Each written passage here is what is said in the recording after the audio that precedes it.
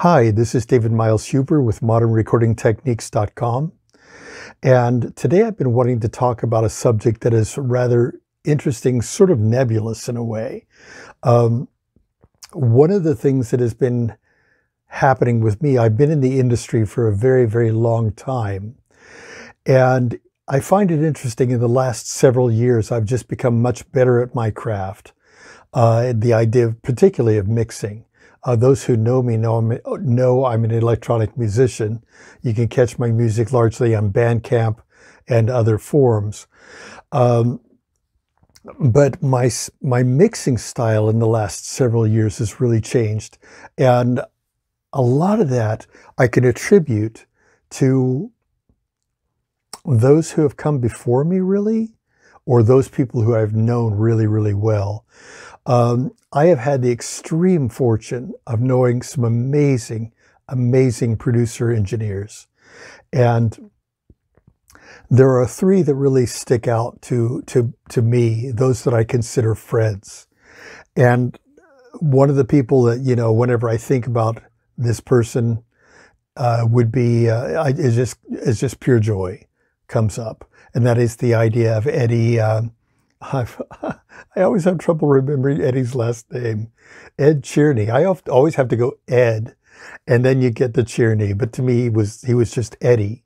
And Eddie died 4 or 5 years ago. And the one thing with Eddie, it was just this idea of just pure humanity, of just really caring, of really caring. Another person that really comes to mind, obviously, was Al Schmidt, Al. And Al affected me in so many ways. Towards the end, he became a really good friend. I got a chance to hang out with Al on numerous occasions, personally, and that was always a joy.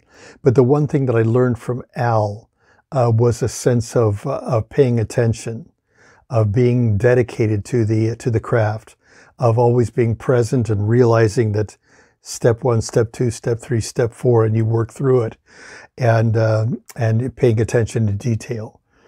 And another person that comes to mind is Elliot Shiner, and Elliot is a good friend. And with Elliot, it's just a sense of no nonsense, getting the job done in the best possible way. And the thing is I take those multiple people and others, there are of course others, that I sort of put into this pot and stew and take this ideology. And what has happened with me, with my mixing style, is the one thing that Elliot has always, Elliot and Al really popped out, is the idea of not mixing at really high volume levels. Elliot will mix at really, really low volume levels. And that's just the way he does it. That's the end of the story. Al would mix it at lower levels as well. And the other thing with Elliot is Elliot used, and I can't remember the name of them, the Yamaha speakers. He just used standard Yamaha speakers.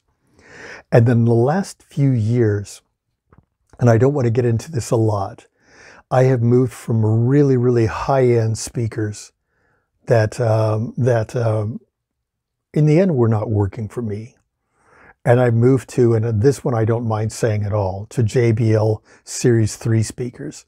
You'll notice multiple speakers around. I have 3 in the front. I have an immersive set right here. But the Series 3s, first of all, they're eminently affordable. They're very affordable. They sound really, really good. They sound awesome. But they don't sound audiophile. They don't sound perfect.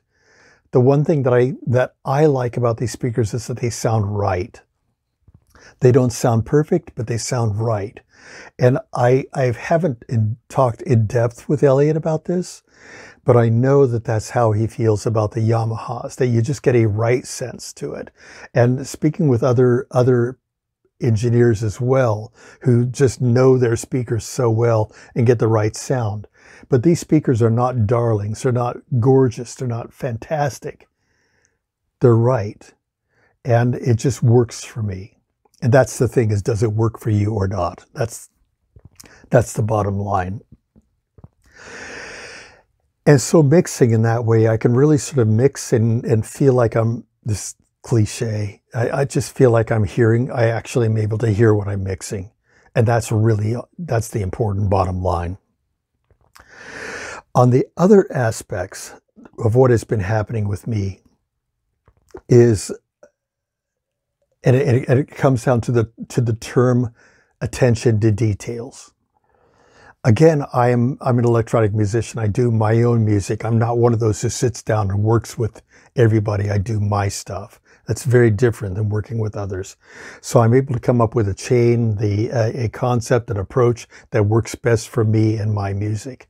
And it's just interesting that I have over the years settled down into a process that works for me. Having, again, over the years, having the extreme fortune of sitting down and being around many of the top mastering engineers in the world. You ask them, what's the top trait of a mastering engineer? And they will almost unanimously say attention to detail. And this is what I've been focusing on. My output chain, the idea of gain staging, properly gain staging, and not just going, oh, well, but watching the gain staging, watching my levels of various gain, watching, and I'll probably do a video on gain staging at one point. So that has been really important, because I do my own music and I do not use another mastering engineer. I master my own stuff, and I master my own stuff within the session. And over the years, I have come up with my own mastering chain. I can also do a thing on that if you want, just to show how one person has done this. And so it's just been really interesting how the idea of gain staging, of being able to actually hear in my room, of having a really good room that you can hear, attention to detail, attention to the mix, also the idea that you're mastering within the session. For me, that you're able to do the work, and then you can actually go back and just, okay, does this sound right? Take a week off, take a few days, take a whatever, and come back, and it's like, how is this? And then boom, we could do the final version, and mastered within the project. And mastering, that includes timing, front to end, that includes all the various aspects. So the mix is literally finished. When you call the mix up, you have all the aspects of the mix in every form. When you export it, that's it. That's your final file. And there's actually a lot of power in that. So I really wanted to get across that I think the magic is in when you take the time to learn your craft, to hone your craft, to work with the details, these small ones as well as the big ones, and to come up with something that you're happy with and go, okay, I can live with this. And that's for somebody who has the time and the luxury of working with their own stuff and not being completely under the clock. So that's a luxury that I've always had and been always very grateful for. So I wanted to just get these concepts across. In the comments, feel free to talk about your thoughts about how you are dealing with making your craft better, making your mixes better, making your music better, making all the different aspects. So it's just really fun, and it's funny that after all these years, that it just, for me, it gets better. And I feel like I finally found my form. Of course, the gear has gotten better, and that really helps. So, you have all the workstation and all, it just works really, really happy. So I just wanted to sort of say that and share that, and just wish you guys all the best on your journey. And I wanted to thank you very much. Again, David Miles Huber. My website, davidmileshuber.com.